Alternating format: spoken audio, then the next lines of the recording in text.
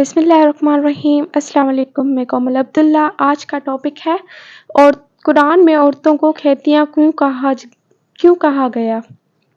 زیادہ تر علماء یہاں کھیتی کی مثال کو اولاد سے تعبیر کرتے ہیں۔ یہ درست ہے کہ نسل انسانی کا فروغ یعنی اولاد کا فروغ عورت سے ہی ہے۔ جس طرح بیج بونے پر کھیتی اناج یا پھل دیتی ہے، اسی طرح کھیتی میں اضافہ ہوتا ہے، یا یوں کہا جائے کہ اس کھیتی کی نسل پروان چڑھتی ہے۔ بالکل ایسے ہی انسانی نسل کا تعلق عورت سے جڑا ہے، یعنی عورت کو اولاد کو جنم دیتی ہے اور عورت کی وجہ سے انسان کی نسل آگے بڑھتی ہے اور اس میں اضافہ ہوتا ہے۔ اب دوسرا رخ دیکھیں کہ آپ کسان ہیں، آپ کے پاس زمین ہے، مگر آپ اس پر توجہ نہیں دیتے، اس کی بڑھوتری کے لیے پیسے خرچ نہیں کرتے، اسے وقت نہیں دیتے، اسے محبت نہیں کرتے، اپنا آرام سکون قربان کر کے اس کی خدمت نہیں کرتے، اسے ہرا بھرا بنانے کے لیے اپنے آرام کو بھول نہیں جاتے، اس طرف آنے والے 100 اور دیگر جانور اس کی حفاظت نہیں کرتے، اسے دوسروں کی گزرگاہ بنانے سے بچانے کے لیے کوشش نہیں کرتے، اس کے مزاج اور مطابق کم یا زیادہ دھوپ سے نہیں بچاتے، اس کی ضرورت کا پانی مہیا نہیں کرتے تو کیا ہوگا؟ کھیتی سوکھ جائے گی، اجڑ جائے گی، آپ کو اس کا فائدہ نہیں ہوگا، پھل اناج نہیں ملے گا اور آپ اس کو تباہ کر بیٹھیں گے۔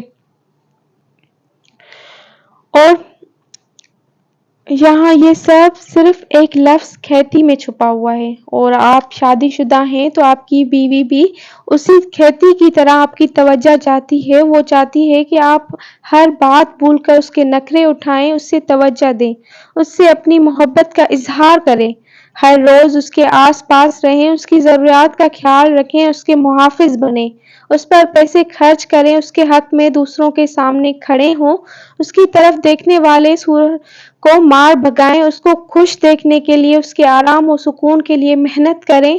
جب آپ سے یہ سب مہیا کریں گے تو یقیناً وہ ہری بھری رہے گی، اس کا لہجہ اور آپ کے دل کو خوش کرے گا، لیکن اگر ایسا نہیں کریں گے تو وہ مرجھا جائے گی اور پھر اسے دیکھ کر آپ بھی خوشی محسوس نہیں کر سکیں گے۔ یہ فطرت ہے، یہ قدرت کا اصول ہے اور یہ قرآن کی ایک آیت مبارکہ میں چھپی ایک حقیقت ہے۔ بے شک اپنی بیگم کو توجہ دیں، عزت دیں، روزانہ کی بنیاد پر اسے وقت دیں، اس کی ضروریات کو فوراً پورا کریں۔ عورت اتنا ہی تو توجہ چاہتی ہے ایک کسان اپنی کھیتی کو دیتا ہے، لیکن آپ اس آیت مبارک کی جہاں کہیں بھی تشریح ملے گی تو صرف وہ جنسی میلاب تک ہی محدود ملے گی، حالانکہ اس آیت کا صرف ایک لفظ ہی اتنا وسیع اور مفہوم رکھتا ہے کہ مجھ جیسا انسان پڑھ کر دنگ رہ جائے۔ تو آج کے بعد کوشش کیجیے گا کہ آپ جب بھی کبھی قرآن پڑھیں تو اس کو سمجھنے کے لیے، لکھنے کے لیے اور اس پر درست معنون میں عمل کرنے کی بھی کوشش کریں۔ جزاک اللہ خیر۔ نبی کریم صلی اللہ علیہ وآلہ وسلم کا ولیمہ۔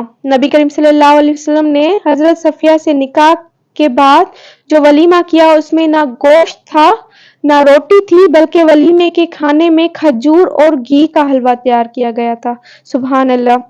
نیکیاں گنی نہیں تو تولی جائیں گی، اس کو سمجھیے، اور اللہ رب العزت نے نیکیاں گننے کے بجائے تولنے کا ذکر کیا، اور اس کی کیا حکمت ہے۔ ذرا یہ نقط سمجھنے کی کوشش کریں کہ قرآن میں اللہ نے یہ نہیں فرمایا کہ محشر کے دن نیکیوں کو گنا جائے گا، بلکہ یہ فرمایا کہ نیکیوں کو تولا جائے گا۔ کس قدر حکمت ہے اس میں کہ اب معاملہ سب کے لیے یکساں ہے، چاہے امیر ہو یا غریب، معذور ہو یا صحت مند۔ معاملہ گنتی پر نہیں بلکہ وزن پر ہے، اور نیکیوں کا وزن بڑھانے والے اسباب سب کے لیے یکساں طور پر میسر ہیں۔ بے شک اللہ تعالی ہم سب کو ہدایت دے اور نیکیاں کرنے کی توفیق۔ بنیادی طور پر 3 چیزیں ہیں جو آپ کی نیکیوں کا وزن بڑھاتی ہیں۔ سب سے پہلی چیز نیت ہے۔ ہر کام صرف اور صرف اللہ کی رضا کے لیے ہو۔ نیکی کرنے سے پہلے بار بار اپنی نیت کو ٹٹولیں کہ کہیں میں کسی کو خوش تو نہیں کر رہا، مخلوق میں اپنی عزت نہیں بڑھا رہا، بار بار ٹولے میرا مقصد صرف اور صرف اللہ کی رضا ہے۔ دوسری چیز طریقہ ہے۔ اسلام اتنا کامل ہے کہ بیت الخلا اور بیت اللہ تک کے سارے طریقے آپ کو بتا چکا ہے۔ جب نیکی کرنے لگیں تو یہ ضرور دیکھیں کہ اس کے لیے اللہ کی رسول اللہ صلی اللہ علیہ وآلہ وسلم کا کیا طریقہ تھا کہ بالکل اس کے مطابق کی جائے، یعنی نیکی قرآن اور سنت کے مطابق ہی قبول ہوتی ہے، مصنوع طریقے سے کی جائے گی تو وزن ہوگا۔ تیسری چیز قربانی ہے۔ آپ جو نیکی کرنے لگیں تو اس کے لیے آپ کو کس قدر قربانی دینی پڑتی ہے، اس میں آپ کے لیے کس قدر جانی اور مالی تکلیف ہے۔ یہ تکلیف مشقت جتنی زیادہ ہو اتنی ہی نیکی بھاری ہوگی۔ مثلا ایک بھوکا شخص اپنی ضرورت کی روٹی صدقہ کر دے تو اس کا ثواب کسی ارب پتی کے چلائے ہوئے لنگر سے زیادہ ہوگا۔ سبحان اللہ۔ یہ نیکیاں ہی ساتھ جائیں گی۔ ان کو وزنی بنائیں۔ جب بدن ٹوٹ رہا ہو اور سردی کا موسم ہو اور سخت ناگواری کے باوجود آپ اٹھ کر نماز پڑھ لیں تو آپ کا اندازہ نہیں کر سکتے کہ وہ نماز کس قدر قیمتی ہوتی ہے۔ سورۃ دعا کا مفہوم ہے کہ ڈپریشن اور پریشانیوں کا علاج۔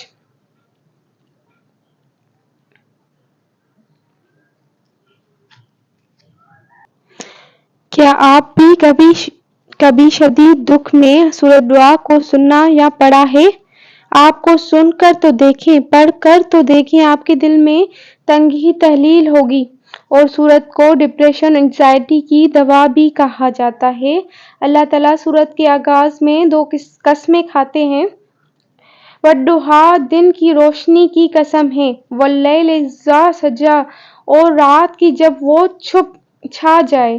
اس سے پتہ چلتا ہے کہ دن کی روشنی اور رات کی تاریکی دونوں کتنی ویلیو رکھتی ہیں۔ زندگی بھی تو ایسے حالات سے گزرتی ہے، کبھی روشن کبھی تاریک، تو پتہ چلا دونوں ہی برے نہیں ہوتے اور دونوں کا آنا لازم ہوتا ہے اور دونوں اپنی خوبصورتی کے ساتھ آتے ہیں اور جاتے ہیں۔ جب روشنی ہوتی ہے تو تاریکی چھانا لازمی ہے اور امر ہے، اور جب تاریکی ہے تو روشنی آنا بھی لازم ہے، امر ہے۔ بات یہ ہے کہ آپ کو یقین ہونا چاہیے، کیا یقین ہونا چاہیے کہ کچھ بھی ہو زندگی میں اللہ تعالیٰ ہر چیز پر قدرت رکھتا ہے اور اللہ تعالیٰ ہی کے پاس حکمرانی ہے۔ اللہ تعالیٰ آپ سب کو اور ہم سب کو ہدایت دے۔ اللہ تعالیٰ ہمیں نماز پڑھنے کی توفیق دے اور ہم فجر کی نماز کبھی مس نہ کریں۔ اکثر ہمارے ساتھ یہی ہوتا ہے کہ ہم فجر کی نماز نہیں پڑھ رہے، 4 وقت تو ہم پڑھ لیتے ہیں لیکن فجر کی نماز ہم نہیں پڑھ پاتے۔ زندگی بھی تو ایسے حالات سے گزرتی ہے کہ کبھی روشن کبھی تاریک، تو پتہ چلا دونوں ہی برے نہیں ہوتے۔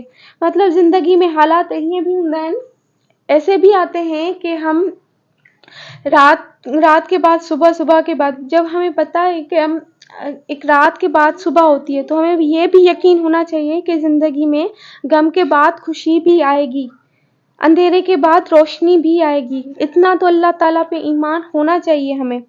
ہم مسلمان ہیں اور ہمارے طور طریقوں سے ہمیں مسلمان دکھنا بھی چاہیے، ہمارے اخلاق سے، ہماری سوچ سے، ہمارے حلیے سے۔ جو ہم حجاب کرتے ہیں تو ہمیں سامنے والے کو پتہ چل رہا ہوتا ہے کہ مسلم ہے، اور الحمدللہ جب ہم حجاب کرتے ہیں تو ہم اتنی نیکیاں کما رہے ہوتے ہیں اور خود کو پاک کر رہے ہوتے ہیں، ہم گندی نظروں سے بچ رہے ہوتے ہیں۔ لیکن آج کل کے زمانے میں کوئی بھی نہیں سمجھ رہا ہوتا، ٹی وی ایکٹریس کو دیکھ کر ہمارا دماغ اتنا خراب ہو چکا ہے کہ ہم بھی ان کو فالو کرنے لگ جاتے ہیں، لیکن استغفر اللہ، ہمیں ان کو فالو نہیں کرنا چاہیے، بلکہ اللہ تعالیٰ نے جو ہمارا آخری پیغمبر ہمیں بھیجا تو ہمیں ان کو فالو کرنے چاہیے، ان کی بیویوں کی تربیت دیکھنی چاہیے، اور حضرت عائشہ، حضرت خدیجہ، اور ان سے ہمیں سیکھنا چاہیے کہ ہمیں زندگی کیسے گزارنی چاہیے۔ اللہ تعالیٰ چاہتے تو اپنے نبی کو وہ ہر سکھ و آسائش دے سکتے تھے، لیکن اللہ تعالیٰ نے ان کو غریبت والی زندگی دی تاکہ ہم سبق حاصل کر سکیں۔ اللہ تعالیٰ نے مطلب ہمارے نبی نے امت کے لیے اتنا کچھ برداشت کیا، اور ہم کیا ہے، ہمیں مطلب تھوڑی دیر کے لیے اگر پنکھا بند کیا جائے تو ہم چلا اٹھتے ہیں کہ یہ کیوں بند، مطلب ہم میں تو اتنا سا بھی نہیں ہے۔ اور آخر میں کیا